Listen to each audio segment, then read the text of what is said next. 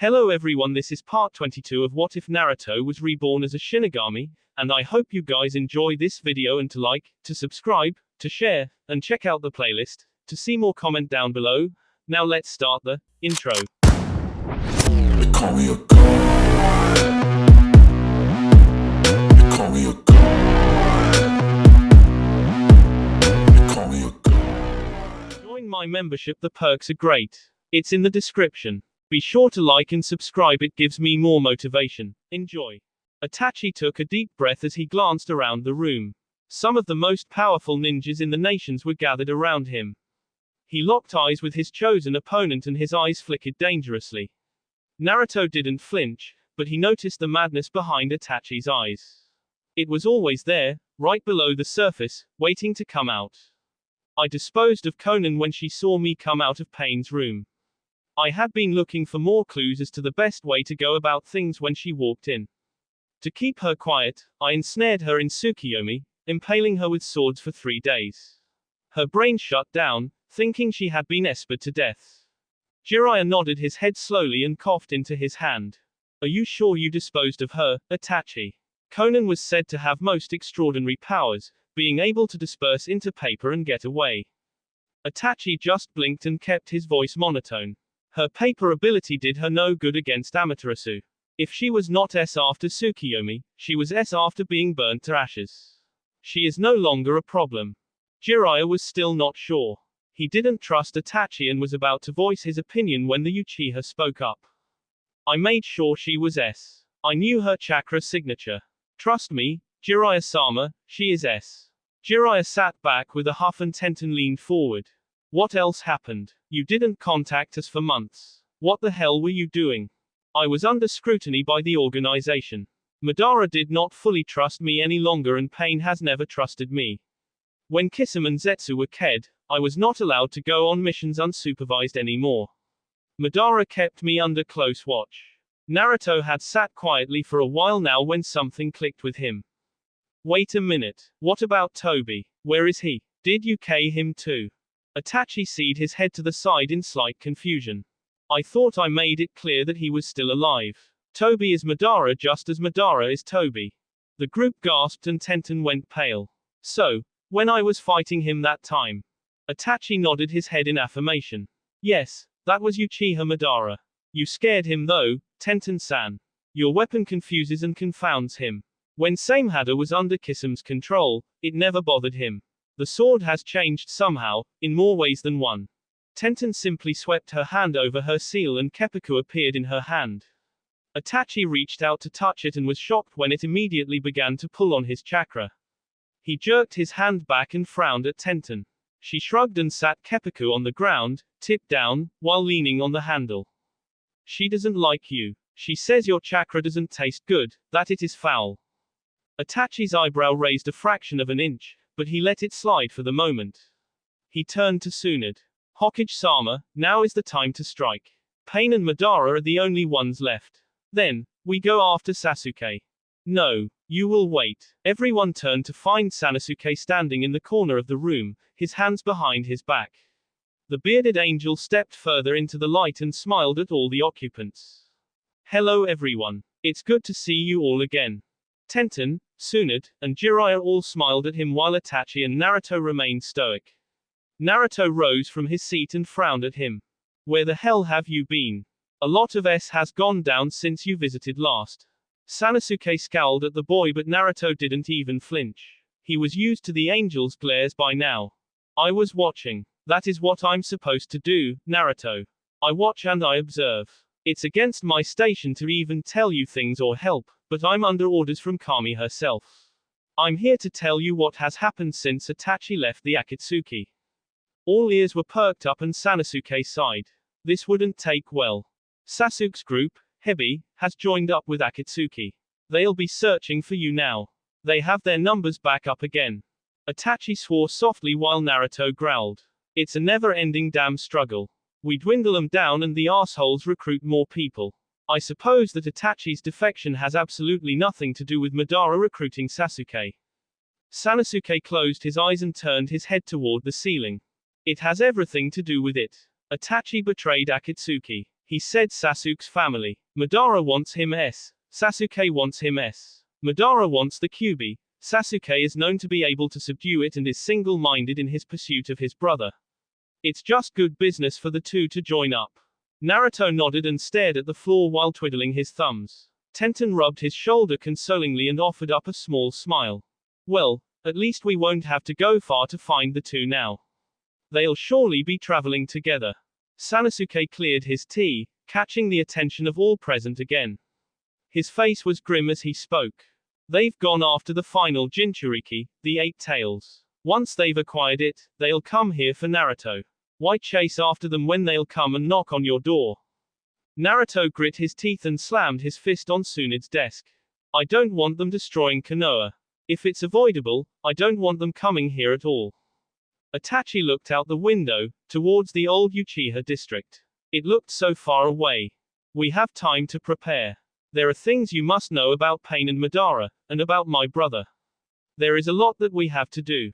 Naruto grunted and leaned back in his seat. So, let's talk then. Tell me about them so I'm not left in the dark. Itachi shook his head slowly. Information is not free, Naruto-kun. I tell you about Madara and Pain, then you have to tell me of your abilities. Naruto grit his teeth and stood from his chair. That's not fair, Itachi.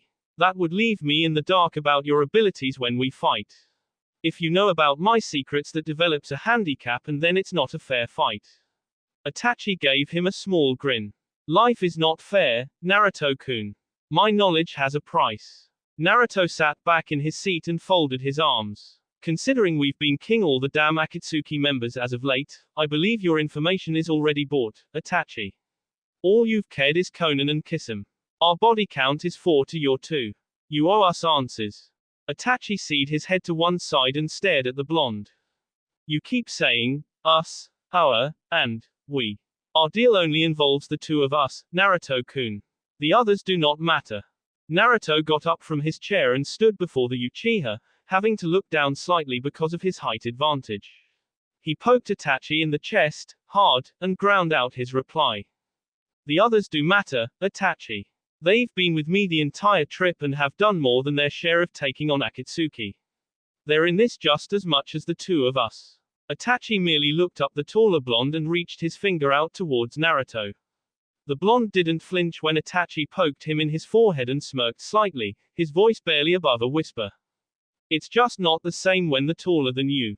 Naruto quirked an eyebrow and stared hard at the Uchiha. What the hell are you talking about? Itachi sighed and lowered his hand, his head tilted toward the ground.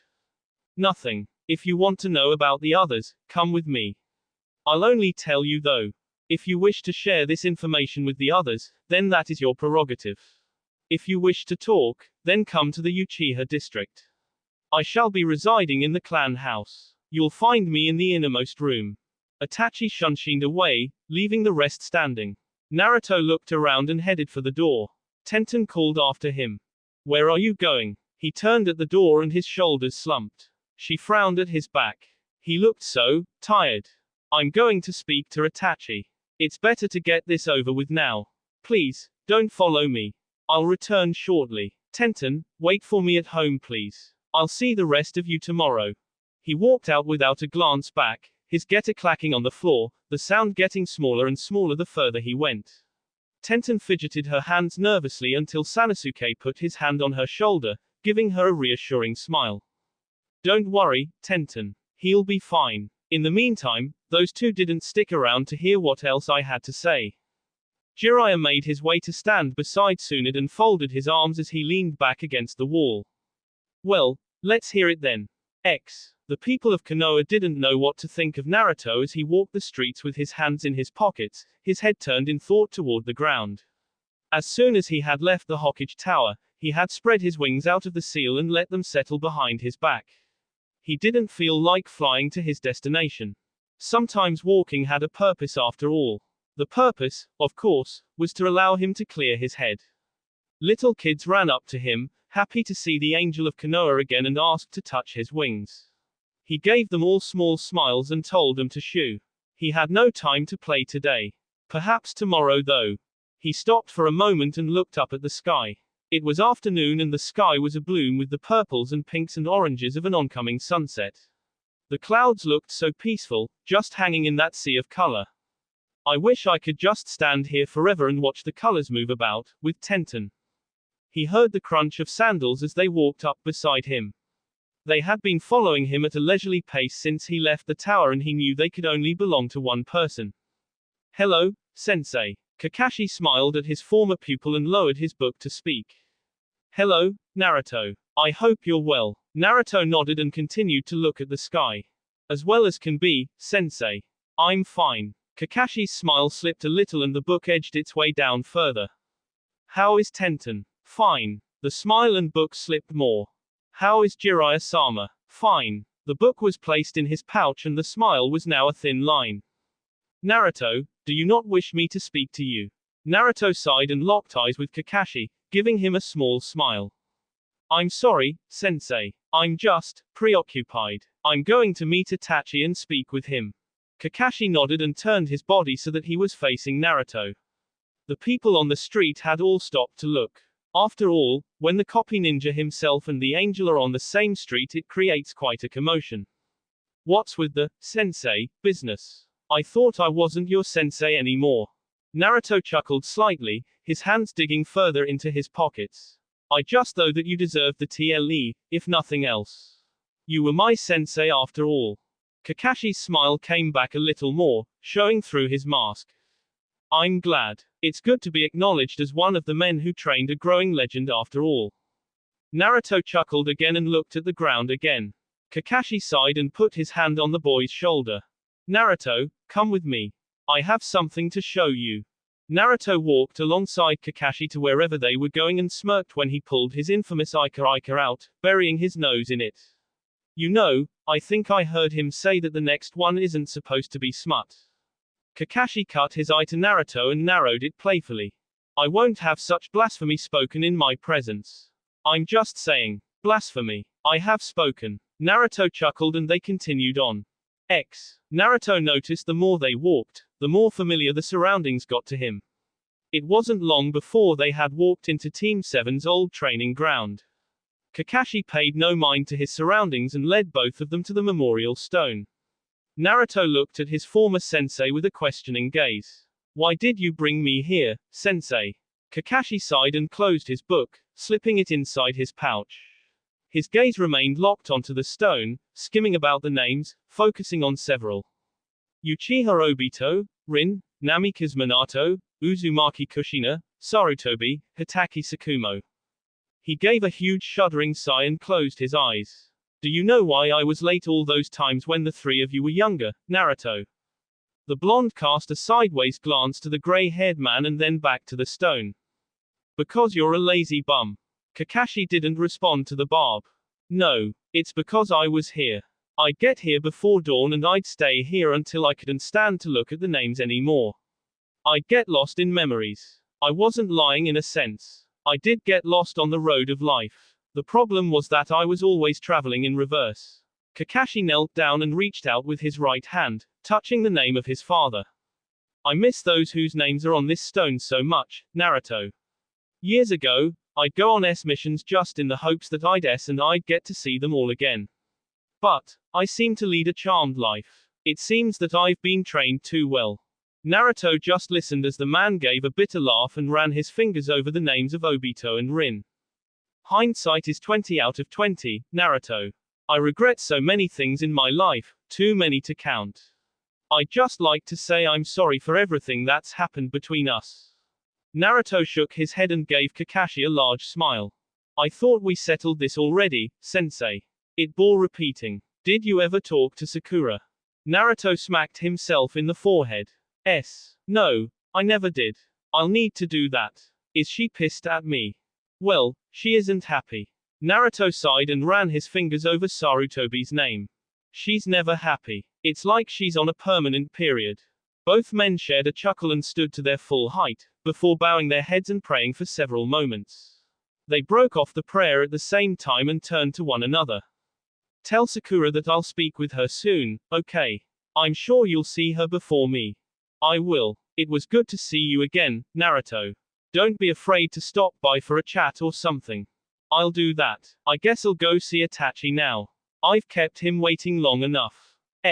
Naruto wandered the Uchiha district, not particularly liking the shadows that seemed to lengthen and shorten of their own accord. It was almost as if the spirits themselves were still walking the place, not realizing they had been struck down years ago. It was eerie. He finally came to the door of Itachi's old house and slid the door open. He was just about to step into the house when a voice called out, ringing off the walls. Take your shoes off, please. The place might have been abandoned, but that doesn't mean good manners have to be. Naruto scowled, but slid his getter off before padding across the floor and down a hallway. He was merely walking toward the signature that Itachi was letting off, and it wasn't long before he found him, sitting in the lotus position on a tatami mat. 2 torches burned on either side of him and a scroll was unrolled on a pedestal behind him. Itachi kept his position, seeming not to acknowledge Naruto's presence. The rest of the house and the district had been riddled with cobwebs and dirt, the buildings in some form of disrepair. The only room that wasn't filthy was the one he was currently in. As if guessing what he was thinking, Itachi opened his eyes and looked up at him. I cleaned up in here while I was waiting for you. Now please, sit. We have much to discuss. Naruto sat on a pillow opposite Itachi, not more than 5 feet separating them, and took another look around the room. The scroll on the pedestal and the mural on the wall bothered him. It looked like it was all for a sinister purpose. This is the room where it all began, Naruto-kun. This is the room where I decided that my family had to rest. Naruto's head snapped back to the front and he was immediately attentive. What do you mean? Itachi sighed and closed his eyes, going back into the lotus position. Please, don't interrupt me while I'm speaking. It's hard enough telling someone else this. Naruto nodded, getting the feeling that Itachi could at least sense it, and waited for him to begin. The man did so after several quiet moments. My family was going to betray the village. That's why I killed them. They wanted to stage a coup, because they felt that they were not appreciated and were not given enough power. Itachi scoffed and turned his head slightly to the side.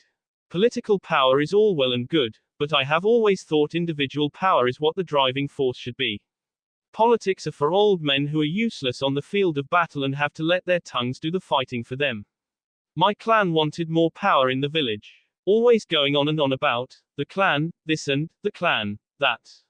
It sickened me. He shifted his body slightly and his shoulders slumped. I was a double agent inside of the clan, reporting directly to the Sandaime. We decided that they couldn't be allowed to incite civil war, and I was given the task of dealing with them, by any means I saw fit. Naruto shook his head in disbelief. But if that's true, then you'd be a hero. Why did you run away? Itachi's eyes flew open and glared at the blonde, his mangekyu spinning. Naruto's wings flared behind him dangerously and the two stared hard at each other.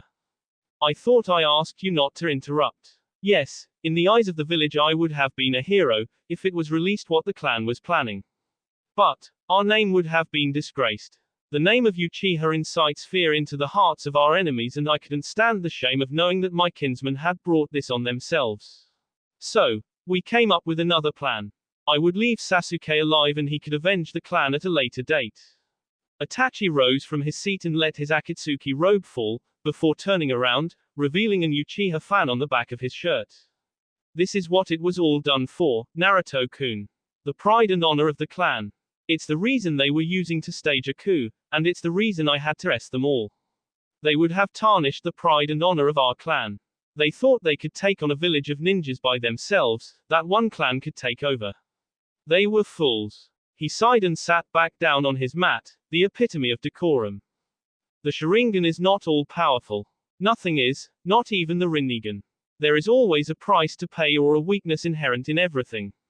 I've seen you defeat the Sharingan, Naruto-kun. I've seen Mato-gai move at speeds beyond it. I know that Rock Lee can do that as well. These eyes are a curse more than a blessing. They make one arrogant, thinking they can do anything without consequence. He locked eyes with the blonde, the mangekyu gone, his black eyes staring, reflecting the flickering flame of the torch.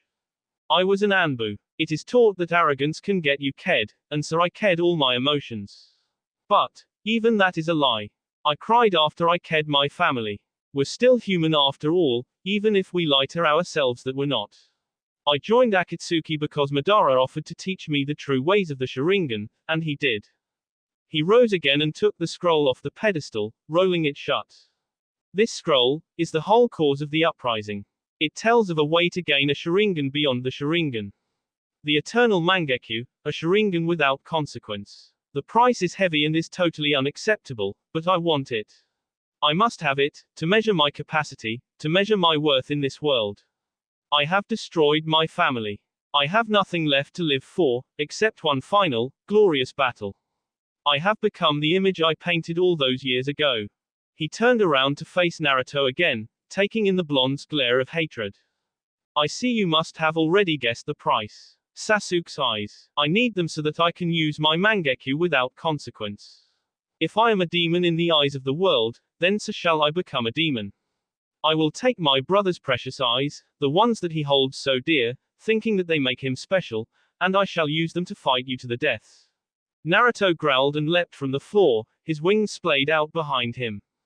This is insane, Itachi. First, you say that you were sorry you killed your family and then you go and say you want to kill Sasuke off now. You're contradicting yourself. No, I'm not. Naruto grunted and let his wings fall back behind him. Explain. Sasuke has tarnished our family's final image. He was to restore the clan's honor in an honorable way. Instead, he took up with Orochimaru, another blemish on Konoha. He went against the plan, taking the easy way to power. He serves no purpose to the original plan anymore. Now, his purpose is to help me gain my eternal Mangekyo so that we may battle. Naruto just stared with wide eyes, shaking his head. So, you want him gone because he doesn't serve a purpose anymore. Itachi, that's cold. We're ninjas, Naruto-kun. We are used every day. Sasuke's role was to bring back honor to our name at the cost of my life. Konoha was to look upon us again as an honorable clan. He betrayed the village and therefore, his purpose is null and void. He has a new purpose now. Naruto grit his teeth and sat back down. I know your plans for Sasuke now. Now tell me about Madara and Pain. Itachi nodded and sat down again, crossing his legs. Very well. We'll start with Madara. Tenten was biting her fingernails hard as she waited for Naruto to come back. What she'd heard from Sanosuke was bad news indeed. It seems that Sasuke was not only after Itachi now, but that he had heard from Madara about the origins of the M and now wanted to destroy Konoha as well. She had left the Hokage's office a little while ago and was waiting for Naruto to come home. She'd never really noticed how lonely it was without him there until now. Being by herself was almost unbearable. She heard a knock at the door and rushed to it, flinging it open. Naruto stood there with his hands in his pockets, his wings rustling behind him. She threw herself into his arms and nuzzled against his chest. Kami, I missed you. Did you learn anything from Itachi? Naruto smiled down at her and leaned her back, planting a kiss on her forehead. I was only gone for a few hours, Ten-chan. It wasn't like I wasn't coming back. And yes, I did learn a few things from Itachi. Very useful things. We'll have to use them to come up with a strategy. Anything else happen while I was gone? She nodded as she shut the door behind them and led him into the living room. His wings retracted into the tattoo as he sat down on the couch and she leaned against him, reveling in the warmth he gave off. Sasuke wants to destroy Konoha because of the truth of the Uchiha M, whatever that means. It turns out Madara's doing all this so he can get back at Konoha. It's all an elaborate setup to destroy the village. Naruto sighed and pulled her in closer. It was times like these he thanked Kami he found Tenten. I kind of gathered that. Itachi told me the real story behind the M. It's not what we were always told, and I'm sure Sasuke hates Itachi more because of the truth. Tenten stared up at him wide-eyed and was about to ask him what he meant when he put his finger to her lips and gave her a smile. No more questions tonight. No answers. Let's enjoy ourselves. Let's relax. His grin grew more playful as he suddenly dumped her onto her stomach and straddled her from behind, pushing her shoulders down with his hands as he leaned over to whisper in her ear. I believe it's been a long time since you've had a full body massage. Let's see if I'm still in practice, huh? Tenten groaned happily as he began his ministrations. She wouldn't argue with that point. The next day found everyone in a conference room of the Hokage Tower, with all of the so-dubbed Rookie 9 and Team Guy, all the senseis, and all the Anbu and Junin. Tsunade stood at the front with Naruto and Itachi on either side. The room was abuzz with chatter about the two ninjas standing beside the Godime. Tsunade cleared her tea and the room hushed within moments. Tsunade looked around the room, taking in all the faces. They were all as serious as could be. Of course, when you have one of the most powerful Nukenin and an angelic Jinchuriki standing before you, you know something is up. We're here today to let you know that a grave danger is coming upon our village. It has recently been learned that Uchiha Madara and the Akatsuki, along with Uchiha Sasuke, are going to try to overthrow Konoha. You are all here to let you know of the threat and how we will prepare for it. The murmur spread throughout the crowd once again. No one knew who Uchiha Madara was, but the name had to have credence. Uchiha Madara is a man who thinks he's immortal. He fought the Shodai to a standstill. He is very powerful. You all know who Uchiha Sasuke is. I want you all to know your roles in this battle. They'll be coming to our doorstep. The time Orochimaru invaded will have nothing on this. This, ladies and gentlemen, is war. These criminals intend to march onto our doorstep and do as they please. Will we let them? A resounding, no, was heard from all those assembled. Tsunade smiled and turned to Itachi. The floor is yours. Itachi nodded his head and cast his gaze over the crowd. I don't expect any of you to like me or what I've done. The fact of the matter is that that's all in the past, for the moment at least. I will take my brother. All I ask is that the rest of you stay out of the way of my fight. The battle between me and Sasuke has been a long time coming. His eyes meandered around the room, taking in the various responses from total hatred to mild distaste. He bowed his head and turned to Naruto. You're up. Naruto sighed and spread his wings out behind him, stretching the kinks out of them. Itachi will take Sasuke. Tenten and I will take Madara. Our weapons are the only things that can K him that we know of, so he will be ours. Stay out of the way. Tsunade gave a dramatic sigh and shoved him back slightly. Thanks. Wonderful speeches to raise the morale, you two. She looked out over the crowd again and rested her hands on the table in front of her. But as they said, stay out of their way. The rest of us will all have our own jobs to do. Jiraiya and I will take on Pain. If we need any help taking him on, we will send for help immediately. The rest of you are to secure the village and take on the rest of the Akatsuki. We've been informed that they are extremely dangerous. Missions will be top priority only. We can't afford to have the majority of our Junin out of hand until this is over with. She frowned and took a deep breath. This is huge news, I know. I want you all to go home to your families. Visit your friends. Remember why you love this village so much, and tomorrow, come back here at 9 a.m. for the rest of the debriefing. We're going to win this. We're going to prevail. We will survive. For Konoha. The gathered ninjas stood and put their right fist over their hearts.